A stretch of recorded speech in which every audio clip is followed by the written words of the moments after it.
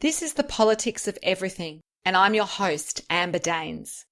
Welcome to the podcast where we want to discuss the politics of everything, from money to motherhood, nutrition to narcissism, startups to secularism, the environment to equality, and much more. Our guests are experts in their field or topic of choice, even if you've not yet heard their name. This is a bipartisan podcast, so while we love exploring varied views and get a buzz from a healthy debate, by no means is this a one-sided forum for any one political view. So please listen up and enjoy the politics of everything. Everyone loves a business hack, right? Well, Madeleine Lambert heads up Content Refined, a medium-sized content marketing business in Canada, which is just under 2 years old. They're growing really quickly and their focus is on cutting-edge online content for affiliate marketers, e-commerce businesses and SaaS companies. In the process, Madeleine has implemented a team pod strategy to streamline and create efficiency and accountability. I have to admit, this is a totally new concept for me, so I'm keen to hear more as we dive into the politics of team pods. Welcome, Madeleine. Thank you so much for having me, Amber. So I'm going to dive into your childhood here. As a kid, did you have a dream career? What was it? And did you get to pursue that? As a child, really, I looked up to my family. So, both of my grandfathers were doctors. One was a surgeon, one was a scientist. And both my mom and dad were actually academics. My dad is a geneticist and a university professor. And my mom had a very long and successful career as a writer and editor. So for me, I always thought that I would probably just continue my education, probably get a PhD of some sort at some point. But then after my undergraduate degree, I didn't really know what I wanted to study. I had been in school back to back since I was like 4 years old. I'd just broken up with a long-term boyfriend and I was in a bit of a bad space. So I decided to put further education on hold and travel. So I never got my PhD. I never really continued that dream because I had my first little taste of, adult freedom and realized that there was a lot more to life. And I just didn't want to go through the motions of what I thought I should be doing at that point anymore. So traveling really, really shaped me and changed my career path and direction in life in general. That's awesome. I love it when that happens. I think sometimes you just assume you're going to go one direction and then, life happens and something more magical ends up happening. So what was your first job in the end and how did that shape you? My first real job per se.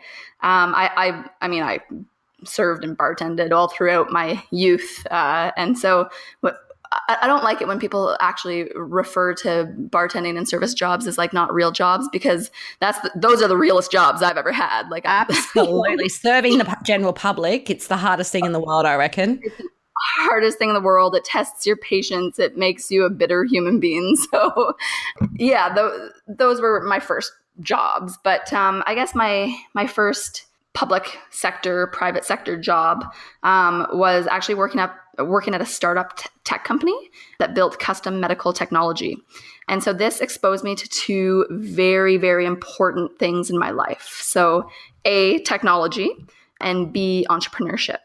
So this job was crucial and definitely exposed me to the world of business for the first time. Interesting. So what was the gap between that and starting Content Refined? Did you have some other opportunities in between or did this sort of set the pace for where you went next in terms of your own setup?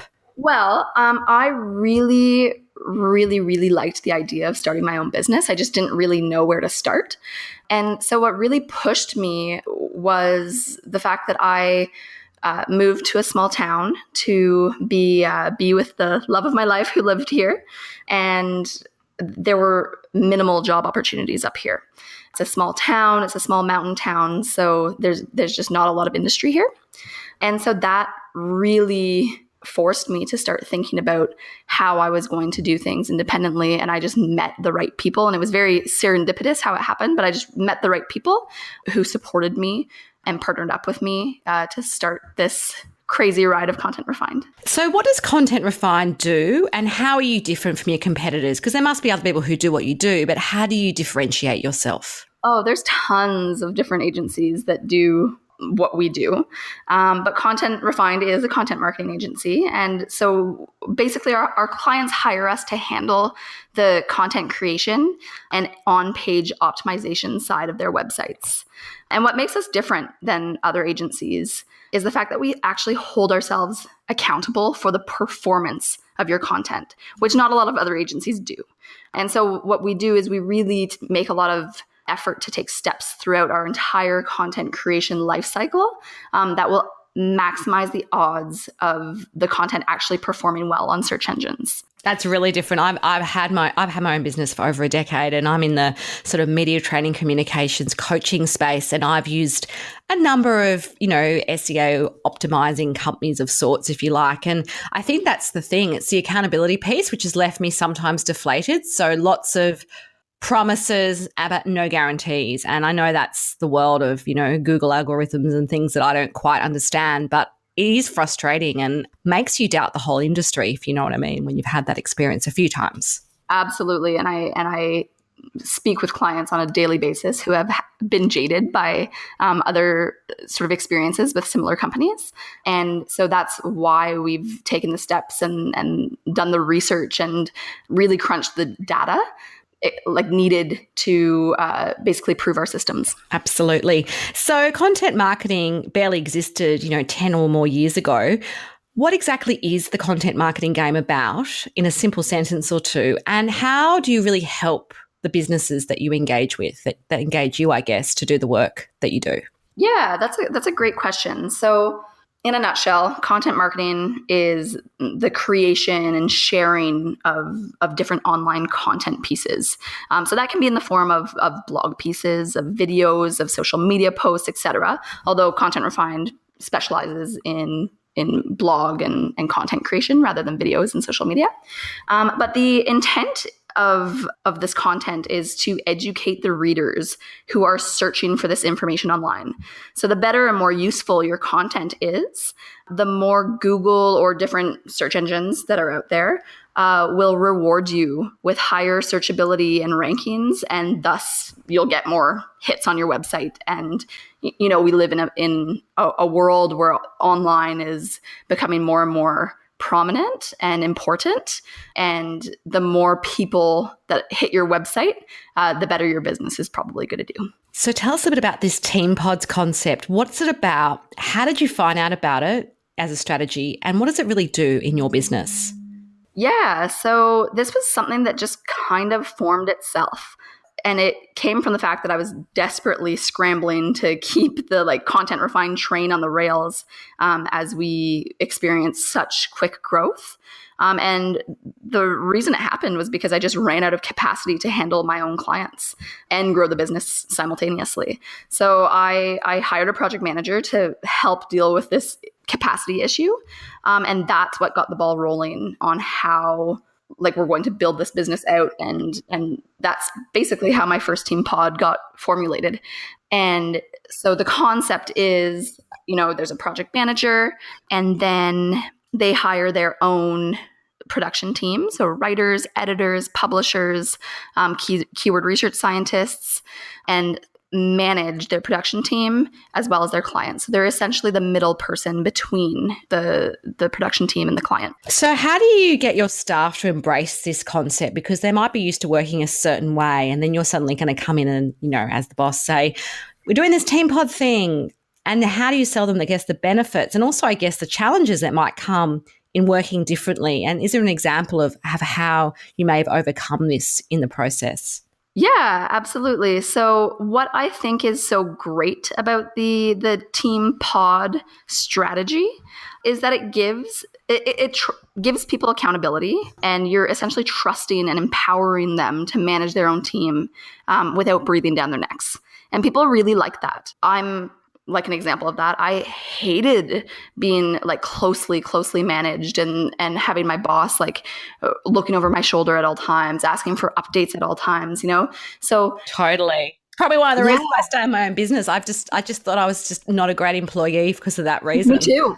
Oh my God, me too. I thought that I was just like a terrible employee because I hated that. There was nothing that bothered me more. And so I don't want to be that person doing that to my staff, right? Because I know what it feels like and it's not a good feeling. And so if I can empower my staff to have accountability for their own teams and feel like their clients are really their own, it makes people take pride in what they do and treat their customers like they're their own, right? Absolutely. And it's really, really hard to run a business and find staff that care about your business as much as you do. So if you give them the tools to present their own ideas and really give them the freedom to do their own thing and keep their clients happy, I think that's the best way to do it. But that being said, it does come with some risks and challenges.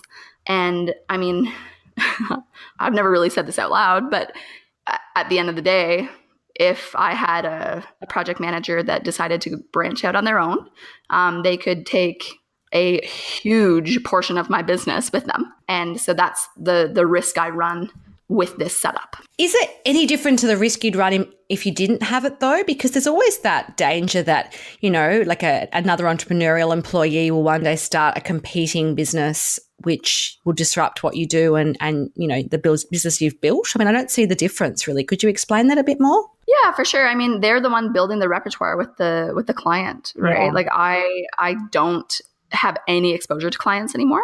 So they're the ones that are really, they're onboarding them. They're dealing with their order, I have minimal controls over that once the client has sort of come in and been onboarded. And so that's something that... So it's the relationship they're building that you're perhaps cut out of a little bit. Yeah. Absolutely. But I'd rather them build a relationship with the client than not. So it's a risk I'm willing to take. So as a rapidly scaling business, why is this way of working in these pods, for example, where each one's assigned to several clients and there's project managers reporting back to you versus just having a staff meeting where people are all accountable for their projects? How is this going to work better? What's the key result you've seen in this process? The key result, I think, is efficiency. So I have my key performance indicators that I ask for every week. And I really only have to have one meeting with each project manager. And yeah, it just kind of works for our team right now. And you know what, maybe as we continue to grow, it might get a little bit more challenging, but right now it works really well. Excellent. So as I guess, we move more into your business growing and developing, do you think you'll just keep adding to this Team Pods process? Or is it better suited for your startups and small to medium-sized businesses where you've got smaller teams versus a large company? How do you think that would be different if you were, had grown this to be a corporate where you might have multiple people in really senior positions like yourself running a business? Right. So I have thought about that. And I think we're going to continue it as we continue to scale. But what I might do is implement like a super pod instead. So what I mean by that is like double up on the project management within one team and see what kind of capacity we can get working like that and see if that's a good fit. And if not, then we'll figure something else out. Make it up as you go, as they say. The life of an entrepreneur. That's exactly it. Have you found any drawbacks with the Team Pod process? Is there things because you're not dealing with the clients you've missed, or perhaps the clients in some ways buy into you and, then suddenly they get this project manager and they never see you again? Is there kind of that agency sort of structure in place, which I'm more familiar with from my own business, that sometimes clients are disappointed because they're not getting Madeleine? I thought that they would more. Maybe they don't love you that much. I'm joking. Right. No, but for real, I think that it's pretty clear what they're going to get as soon as they sort of onboard. And I have hired the most fantastic team that I honestly have not received a single complaint from any client about my project management team. And so what I really look for is people with very strong interpersonal and customer service skills. And that really, really, really goes a long way. And I think that my team is probably more likable than I am. So excellent. You can keep being the head honcho and they can do the amazing customer relationship bit, which is really the key to most businesses, those touch points of, yes, you do things and other people do similar things, but people like working maybe with your teams. And I think that's the differential for most businesses in the space that you're in. absolutely. And, I think the concept of customer service is a bit of a dying concept, which is really too bad. And so we really try to focus on the customer service side of things very heavily to make people feel taken care of, because at the end of the day, it's their business that's on the line. And we want people to feel like we've got a skin in that too. Absolutely. So who's been your biggest mentor or inspirational person in your business journey, and what have they taught you on the way to success or about success? Oh, that is such a tough question. I've been so lucky. I would have to probably narrow it down to like 3 big mentors in my life. So my first one is my business coach, actually. His name is Henry. And he's in his 60s, and he's been an entrepreneur his entire life. And we have weekly meetings, and he keeps me really, really honest, and he's brutal with me sometimes. Which is what you need, right? You don't want someone just saying you're doing a good job. That defeats the purpose. Exactly. And so in most of my other like business relationships, I've had sort of just the really good feedback side of things, whereas Henry really is very honest with me and gets me to think about my weaknesses and work on them. So he's definitely there on the business side. And then John, my business partner, the other founder of Content Refined, he knows way more about business than I do. He's been an entrepreneur his whole life. He's very successful. He's been a great teacher and friend to me. And I think Content Refined has probably been as successful as it is because I just really don't want to let him down. So again, he's giving me accountability over this business, and I do feel accountable for it. So yeah, so there's that. And then my partner, he's my best friend, the love of my life, my baby daddy, and he keeps me very, very grounded and calm and acts as my voice of reason. A lot of the time, I'm I can be a very high-strung person, and my mind races a lot and doesn't really turn off. And he's really great at grounding me. Excellent. So what would be your wrap-up advice for anyone trying to navigate the politics of team pods? If it's not familiar for them, what would you say to do today? If it's not familiar, I would say... but it sounds like a great idea. Like they want to do it, but don't know where to start. I think the biggest jump is trust. It's really, really hard to hand over a big chunk of your business to somebody else. That's like the biggest obstacle that you can face as a business owner. Letting go. 100%. It is, but it is so necessary to get to the next step of your business. And it's going to make you more sane at the end of the day. So yeah, definitely letting go, trusting somebody else to take the reins on a very important part of your business is going to be hard. So practicing that would be my biggest piece of advice. Well, you've been awesome today, Madeleine. If you do want to connect further with Madeleine Lambert and her company, Content Refined, there will be some details on our show notes. Until next time, keep well. Thanks for listening today. If you've enjoyed the politics of everything, we thrive on feedback. So please add a short review and share the podcast with your network and your friends and family.